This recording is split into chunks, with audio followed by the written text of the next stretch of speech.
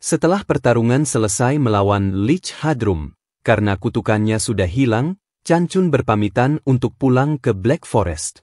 Di sisi lain, terjadi perdebatan antara anggota Guild Pinir, Maha dan Jewel, yang merebutkan suatu item cincin yang dapat mengurangi cooldown. NYX mencoba melerai pertengkaran mereka. Sementara itu, Ash memberikan dua item yang didrop Hadrum, yaitu gelang dan cincin. Hyunwoo terkejut mengapa dia diberikan item yang sebelumnya mereka rebutkan. Ash menjelaskan bahwa dalam pertarungan tadi, rasanya seperti Hyunwoo yang melakukannya seorang diri. Ash melanjutkan jika Maha dan Jewel berebut membeli item itu dari Hyunwoo. Melihat situasi tersebut, Ash memanfaatkan kesempatan dengan berbisik kepada Hyunwoo bahwa ia akan membeli cincin itu dengan harga 20.000 gold. Mendengar itu, Hyunwoo merasa senang. Tanpa pikir panjang, ia langsung menjual cincin tersebut kepada Ash dengan ekspresi penuh kemenangan, merasa seperti seorang kapitalis sejati. Setelah itu, Hyunwoo mengecek item lainnya, yaitu gelang. Ia heran karena efeknya sangat bagus, meskipun hanya memiliki peringkat kelas unique. Hyunwoo bahkan berpikir bahwa dengan gelang tersebut, ia dapat mengalahkan raid boss dengan lebih cepat. Tiba-tiba, seseorang menegurnya dari belakang. Hyunwoo, yang terkejut, spontan mengatakan bahwa ia tidak menerima uang kembali. Namun, saat ia menoleh, ternyata itu bukan Ei, melainkan Cat. Dengan sopan, Cat mengajak Hyunwoo untuk bergabung dengan guildnya. Hyunwoo berniat menolaknya dengan cara halus, tetapi Cat sudah memahami maksud Hyunwoo sebelum ia sempat mengatakannya. Meski begitu, Cat mengatakan bahwa jika mereka bertemu lagi, ia tetap akan mencoba mengajak Hyunwoo untuk bergabung. Ia juga menambahkan bahwa pasti ada alasan mengapa seseorang sekuat Ali Boss tidak masuk guild. Sebelum berpisah, Cat meminta Hyunwoo untuk mempertimbangkan guild Pinir jika suatu saat ia tertarik bergabung dengan sebuah guild. Hyunwoo tersenyum. Dalam hatinya, ia merasa bahwa anggota-anggota guild Pinir sangat menikmati arena. Yongchan bertanya kepada Hyunwoo, berada di peringkat apa?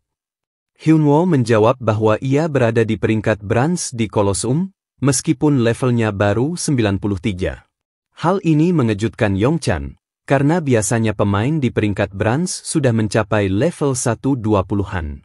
Meskipun begitu, Hyunwoo tetap menunjukkan kemampuannya dengan berhasil mengalahkan pemain-pemain yang memiliki level jauh lebih tinggi darinya. Hyunwoo tidak terlalu terpengaruh dengan level pemain lain. Bahkan, ia merasa kehebatannya justru terletak pada kemampuannya mengalahkan lawan-lawan yang lebih tinggi levelnya. Kemudian, Yongchan memberinya saran untuk mengikuti Ultimate Battle, ajang yang hanya dapat diikuti oleh pemain dengan level di bawah 100. Ini menjadi kesempatan besar bagi Hyunwoo untuk menampilkan kemampuannya di depan tim pro gamer dan guild-guild besar. Selain itu, pemain yang beruntung juga bisa mendapatkan skill baru sebagai hadiah, sebuah keuntungan yang sangat menarik.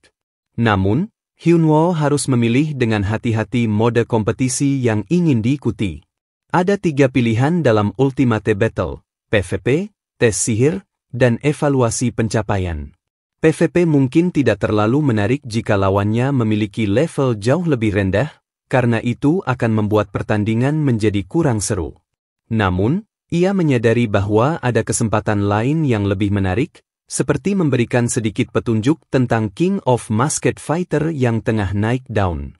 Scene berpindah ke Stadion Ultimate Battle Arena, tempat banyak player yang siap mengikuti ajang bergengsi tersebut. Hyunwoo memulai streaming dan menyapa penontonnya. Penonton sangat antusias dan menyarankan Hyunwoo untuk streaming selama 8 jam. Hyunwoo menjelaskan bahwa dia akan mengikuti kontes tersebut. Kemudian, penonton bertanya tentang acara yang akan datang, King of Masked Fighter, yang akan digelar oleh Nike dan Hyunwoo. Hyunwoo berencana membahasnya setelah Ultimate Battle Arena selesai. Namun, penonton merasa kecewa dan memaksa Hyunwoo untuk mengungkapkannya sekarang.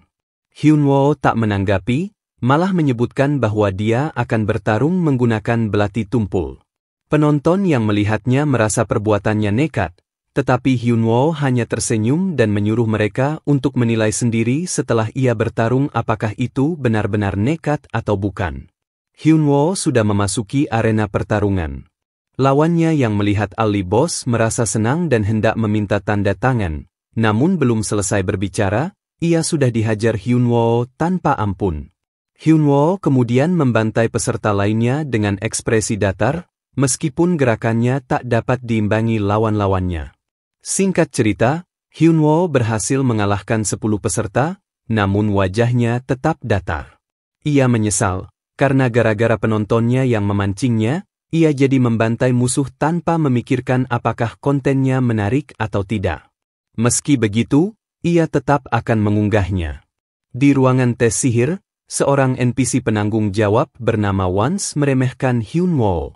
Ia mengatakan bahwa meskipun Hyunwoo menang 10 kali dalam pertarungan PvP, kesulitan dalam tes sihir ini jauh berbeda dibandingkan dengan pertarungan PvP. Wans kemudian menjelaskan panjang lebar tentang 2 tes yang akan dilakukan. Hyunwoo merasa malas karena penjelasannya yang terlalu panjang. Tes pertama adalah mengolah mana yang ada di luar, tanpa menggunakan skill. Belum selesai Wans menjelaskan, Hyunwoo sudah melakukannya. Wans terkejut melihatnya, namun segera beralasan bahwa tes pertama itu hanyalah mainan anak-anak. Tes kedua adalah merubah warna bola kecil, yang akan berubah sesuai mana yang dialirkan. Namun, Hyunwoo dengan mudah melakukannya lagi, bahkan membuatnya terlihat seperti mainan sirkus. Wans kembali tak bisa berkata apa-apa. Hyunwoo kini memecahkan rekor baru sebagai yang tercepat dalam tes sihir. Hyunwoo sudah pindah ke tes evaluasi pencapaian. Pemandu memintanya meletakkan kedua tangannya di atas pengukur, dan Hyunwoo pun melakukannya. Ia berharap mendapatkan tingkat Unique, karena menurutnya tingkatan itu akan membuat video kontennya lebih menarik. Proses pengukuran berjalan, dan hasilnya pun keluar. Pemandu yang mengintip nilai pencapaiannya tampak sangat terkejut. Di arena, tingkatan skill dan item biasanya dibagi menjadi common, uncommon, rare, dan unique. Namun, menurut Quincy, ada satu tingkatan lagi yang belum pernah ditemukan oleh siapapun di arena. Hyunwoo terkejut saat melihat bahwa tingkatan yang ia dapatkan adalah epic. Para penonton langsung beramai-ramai memberi donasi sebagai apresiasi untuknya.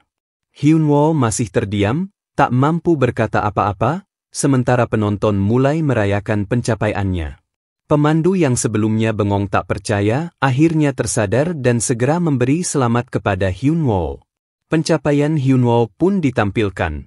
Yang pertama menerima pengakuan dari penjaga lantai warrior, yang pertama menerima pengakuan dari ksatria terbaik di kerajaan, yang pertama menginjakan kaki di istana.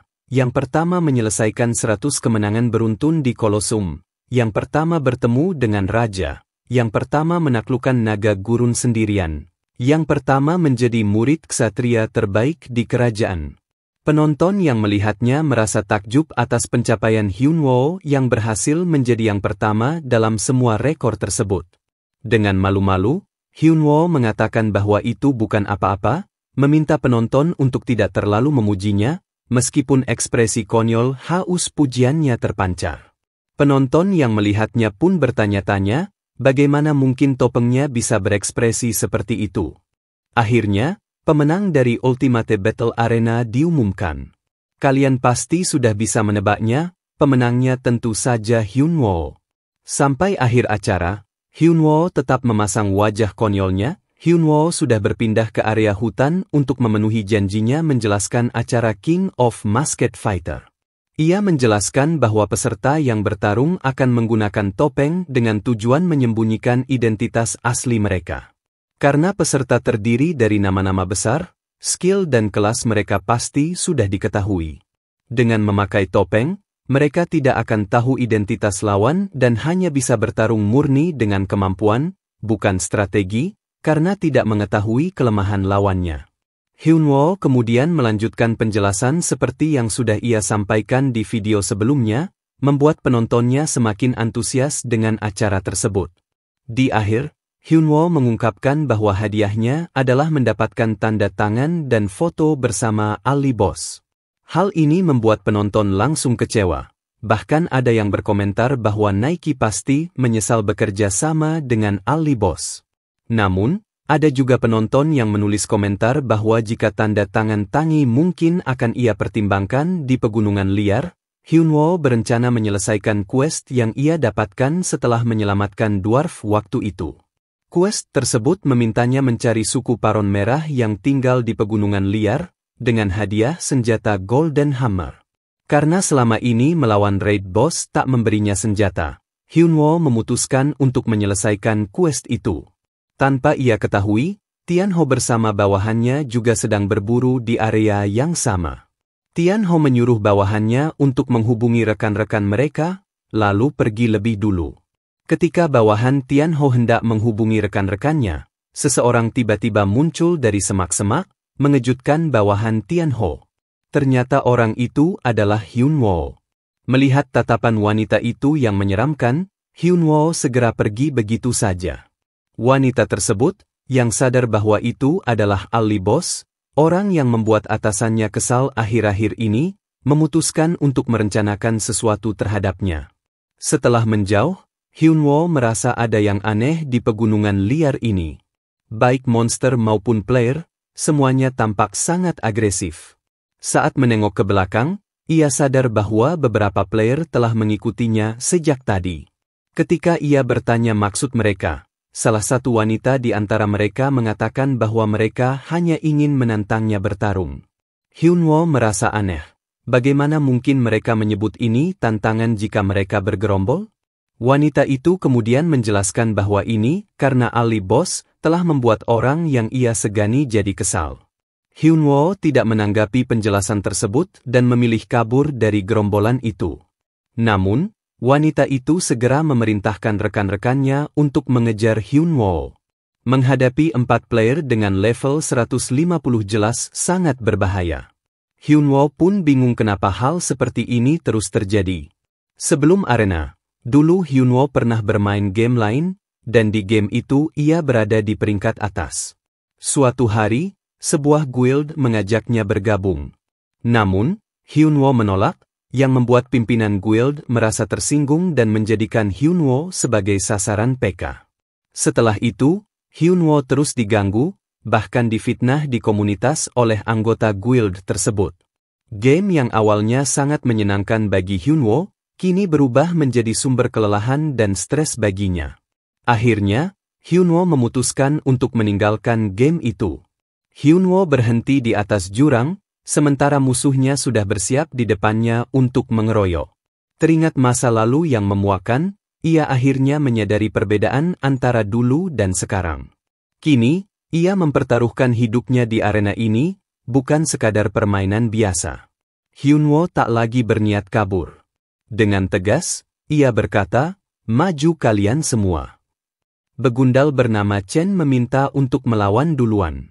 Ia memberi alasan bahwa jika mereka yang level 150 menyerbu orang dengan level di bawah 100, maka itu akan mencoreng nama baik mereka. Lin menyetujui permintaan Chen untuk melawan Hyunwoo sendirian. Chen langsung melesat, hendak menyerang Hyunwoo dengan tebasan pedang besarnya. Hyunwoo merasa deja vu dengan keadaan itu. Dengan semua buff dan tambahan stat, Hyunwoo berniat menangkis serangan Chen dengan tebasan bulan sabit. Serangan itu berhasil memotong senjata Chen. Chen terkejut, tetapi lamunannya segera disela oleh Hyunwoo yang menarik armornya. Tubuh Chen terangkat dan terlempar hingga jatuh ke jurang di belakang Hyunwoo. Lin yang melihat kejadian itu terkejut bukan main. Ia tak percaya Chen bisa dikalahkan semudah itu, bahkan pedang Chen sampai bisa dipotong oleh Ali Boss. Tanpa membuang waktu, Lin memerintahkan 2 rekannya untuk menyerbu Hyunwoo. Pertarungan 2 lawan 1 pun tak terhindarkan. Pedang mereka beradu sengit. Hyunwoo mulai kewalahan menghadapi serangan kedua orang itu yang sangat selaras. Di satu momen, Lin menyerang Hyunwoo dengan sihir api, tetapi Hyunwoo masih mampu menangkis serangan tersebut. Melihat serangannya gagal, Lin memberi arahan kepada dua rekannya untuk menyerang Hyunwoo dari jarak dekat, sementara ia sendiri menyerang dari jauh. Hyunwoo terpojok dan mulai bertanya-tanya, kemana perginya beruang imutnya, Tangi. Ternyata, Tangi sedang berada di atas pohon, asyik memetik apel. Di saat yang sama, tiba-tiba muncul sihir tanah berbentuk tangan yang mengunci pergerakan Hyunwoo. Ternyata itu adalah ulah kedua rekan Lin. Lin, yang melihat Hyunwoo tak berdaya, mulai menyiapkan sihir kuat untuk mengakhiri pertarungan. Namun, tepat saat ia hendak melepaskan serangan itu, sebuah kilat menyambar dari atas dan mengenai Lin. Hyunwoo tersenyum dan berkata, "Tangi, kamu terlambat." Tangi, yang telah mengeluarkan serangan petir itu, malah asyik makan apel dengan santai. Lin terkena sambaran petir, menyebabkan luka internal yang cukup parah. Kedua rekannya panik melihat kondisi Lin, tetapi Hyunwoo tidak memberi mereka kesempatan untuk bereaksi lebih jauh. Dengan cepat, Hyunwoo melancarkan tebasan bulan sabit ke arah Lin. Serangan itu mengenai sasaran, dan Lin langsung tumbang. Kini pertarungan berubah menjadi 2 lawan 2. Hyunwoo dan Tangi melawan dua rekan Lin yang tampak panik.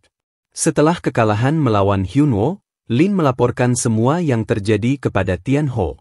Awalnya, Tianho tidak percaya bahwa mereka berempat, dengan rata-rata level 150, bisa dikalahkan oleh satu orang dengan level di bawah 100. Lin meminta maaf atas kegagalannya dan menambahkan bahwa bahkan peliharaan Hyunwoo juga sangat kuat. Namun, Tianho tetap meragukan ceritanya, mengingat level Ali Boss yang terakhir ia ketahui hanya sekitar 50-an. Untuk membuktikan ucapannya, Lin menyerahkan file rekaman pertarungan mereka agar Tianho bisa menilai sendiri. Di sisi lain, di arena, Hyunwoo mengajak Sojun untuk berburu bersama. Namun, tujuan utama Hyunwoo sebenarnya adalah mencari informasi tentang seorang mage bernama Lin. Setelah berpikir beberapa saat, Sojun akhirnya mengingat siapa Lin. Ia menjelaskan bahwa Lin adalah sekretaris Tianho. Sojun juga menjelaskan bahwa Tianho adalah pemimpin guild ISIS sekaligus direktur perusahaan jual beli item dalam game.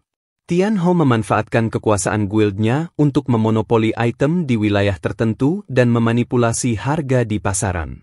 Akibatnya, harga item menjadi sangat tinggi dan merugikan banyak pemain. Hyunwoo yang mendengar itu menjadi sangat marah. Ia merasa dirugikan, karena selama ini harus membeli item dengan harga yang tidak masuk akal. Dengan penuh tekad, Hyunwoo memutuskan untuk menghancurkan Tianho. Lalu, Sojun dan Hyunwoo pergi ke daerah suku Paron Merah yang tertera pada quest Hyunwoo. Namun, saat mereka tiba, yang terlihat di sana hanyalah sebuah air terjun. Sojun mengatakan bahwa ia pernah melihat para dwarf keluar dari balik air terjun itu. Hyunwoo tampak ragu dengan informasi tersebut. Di tengah keraguannya, tiba-tiba seseorang muncul dari dalam air terjun. Hyunwoo dan Sojun terkejut. Ketika orang itu hendak pergi, Hyunwoo segera menahannya, mengatakan bahwa ia ingin bertemu dengan Golden Hammer. Ternyata, Golden Hammer adalah nama seseorang, yaitu Echan. Orang itu menyebutkan bahwa ia pernah mendengar tentang Hyunwoo dari Echan. Ia lalu memperkenalkan dirinya sebagai Tresha. Saat melirik ke arah Sojun, Tresha salah paham dan menganggapnya sebagai dwarf raksasa karena tubuhnya yang kekar dan tinggi. Sojun langsung menyanggah, "Aku bukan dwarf." Mereka memasuki air terjun dan menemukan desa suku Paron Merah tersembunyi di baliknya. Hyunwoo diarahkan menuju rumah Golden Hammer, Echan. Saat bertemu, Echan langsung mengenali Hyunwoo dan mengingat bahwa ia pernah diselamatkan oleh Hyunwoo sebelumnya. Sebagai bentuk terima kasih, Echan telah menyiapkan hadiah khusus. Echan mengeluarkan berbagai senjata hasil karyanya dan mempersilakan Hyunwoo untuk memilih satu dari koleksi tersebut. Hyunwoo memeriksa setiap item dengan sangat hati-hati, mempertimbangkan pilihan terbaik. Namun, prosesnya yang lama membuat Sojun merasa tidak sabar dan membandingkannya dengan seseorang yang terlalu teliti saat memilih barang diskon. Setelah beberapa saat, Hyunwoo akhirnya memilih sebuah gauntlet. Ed Chan menjelaskan bahwa item tersebut bukanlah hasil karyanya, melainkan sebuah artefak bernama Memories of Murder yang diwariskan oleh ayahnya. Artefak ini pernah digunakan oleh seorang pembunuh legendaris di masa lalu. Sojun, yang melihat pilihan Hyunwoo, mengira gauntlet itu akan diberikan kepadanya. Namun, Hyunwoo hanya memasang ekspresi dingin yang jelas menunjukkan bahwa ia tidak berniat memberikannya. Melihat itu, Sojun merasa kesal, meskipun ia tidak bisa memprotes lebih jauh. Hyunwoo memilih gauntlet tersebut bukan karena daya serangnya, tetapi karena kemampuan pertahanannya yang tinggi. Dengan hadiah itu, Hyunwoo merasa semakin siap untuk melanjutkan perjalanan dan meningkatkan levelnya. Masih di pegunungan liar, dua bawahan Tianho sedang berburu. Pria berambut kuning mulai merasa bosan karena sudah 5 jam mereka hanya memburu serigala. Pria brewok menjelaskan bahwa ini semua dilakukan karena Ali Boss telah mengalahkan parti tingkat atas mereka, sehingga Tianho memerintahkan mereka untuk menaikkan level demi membalas dendam. Mendengar itu, pria berambut kuning menjadi kesal. Ia juga mengeluhkan banyaknya player yang akhir-akhir ini memakai topeng. Saat menoleh ke belakang, ia melihat seseorang sedang berburu di dekat mereka dengan mengenakan topeng. Merasa kesal, pria berambut kuning mengajak temannya untuk melakukan PK terhadap orang itu, apalagi setelahnya mirip dengan Ali Boss. Mereka pun menghampiri orang tersebut. Pria berambut kuning mulai marah-marah tanpa alasan jelas. Orang bertopeng itu lalu menantangnya untuk bertarung dengan taruhan penghapusan karakter. Pria berambut kuning menambahkan agar mereka bertarung dalam tim, supaya lebih mirip dengan gaya Ali Boss. Dengan percaya diri, orang bertopeng itu menyetujui tantangan tersebut, membuat kedua bawahan Tianho merasa puas karena yakin telah menemukan mangsa yang mudah. Saat hitungan mundur menuju pertarungan dimulai, di detik terakhir, orang bertopeng itu menyeringai. Tiba-tiba, sesuatu yang tidak terduga terjadi. Orang bertopeng itu ternyata melakukan live stream dadakan. Identitasnya terungkap sebagai Ali Boss, membuat kedua bawahan Tianho terkejut dan tidak percaya. Hyunwoo, yang kini dikenal sebagai Ali Boss, mulai mengungkapkan semua kebusukan Tianho kepada penonton live streamnya. Kedua bawahannya menjadi semakin panik mendengar pengungkapan itu. Hyunwoo menutup pengumumannya dengan menyatakan bahwa konten stream kali ini adalah Ali Boss melawan Tianho. Dengan lantang, ia menambahkan bahwa pembasmian komplotan penjual item dimulai sekarang.